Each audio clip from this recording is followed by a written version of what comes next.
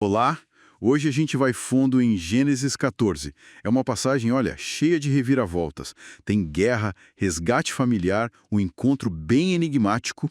Uhum. Vamos usar aqui uns comentários bíblicos, tipo o Maná Online e o Adventista, para entender melhor o que Abrão fez e quem era esse tal de Melquisedeque. Exato, a ideia é mergulhar nesse contexto, né? Um conflito regional bem complexo e as decisões do Abrão, que a gente geralmente vê como um cara pacífico, mas que aqui age de forma surpreendente. Pois é.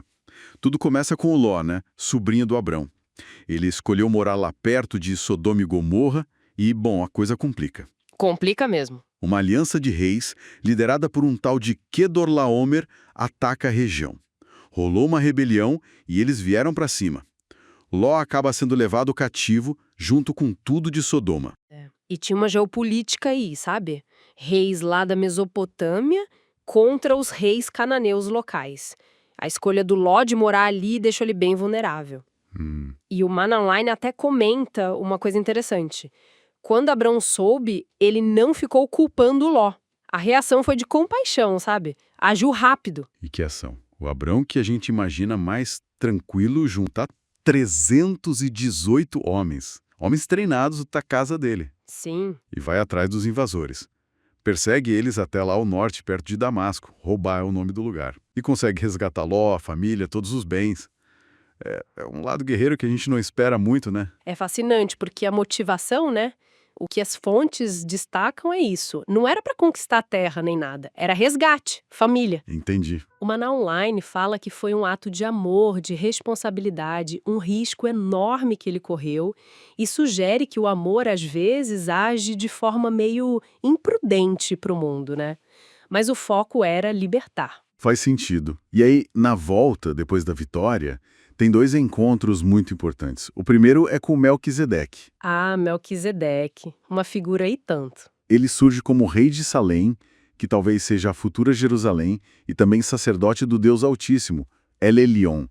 E ele traz pão e vinho, abençoa Abrão.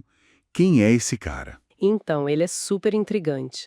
Aparece assim, sem genealogia registrada, o que na Bíblia é bem diferente, né? Sim, chama atenção. E ele é rei e sacerdote ao mesmo tempo. O comentário adventista e também o Maná Online, pegando lá de Hebreus, veem ele como um tipo, uma figura que aponta para Jesus Cristo, para o ministério dele. Uhum. E o fato do Abrão reconhecer ele, dar o dízimo, isso é muito forte, quase como se Deus já estivesse agindo além da linhagem principal ali, sabe? E o momento disso, né? Ele dá o dízimo a 10ª parte de tudo que recuperou para Melquisedeque antes de encontrar o rei de Sodoma. O que isso quer dizer? Essa ordem é chave, totalmente. Ao dar o dízimo primeiro para o sacerdote do Deus Altíssimo, o Abrão está dizendo, na prática, olha, essa vitória não foi minha força não, veio de Deus. Certo. Ele atribui o sucesso a El Elyon, mostra a fidelidade dele, a dependência. E isso, olha, antes mesmo da lei de Moisés oficializar o dízimo para Israel. Uau!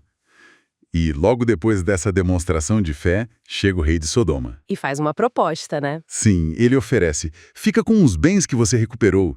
Só me devolve as pessoas. E a resposta do Abrão é de cair o queixo. Demais. Ele recusa tudo. É muito enfático.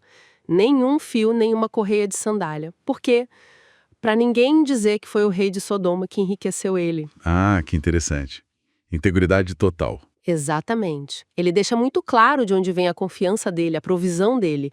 Vem do Deus Altíssimo, a quem ele acabou de honrar com o dízimo. Ele não queria misturar as coisas, sabe? Associar a bênção de Deus com os espólios de Sodoma. O foco era salvar a gente, não lucrar.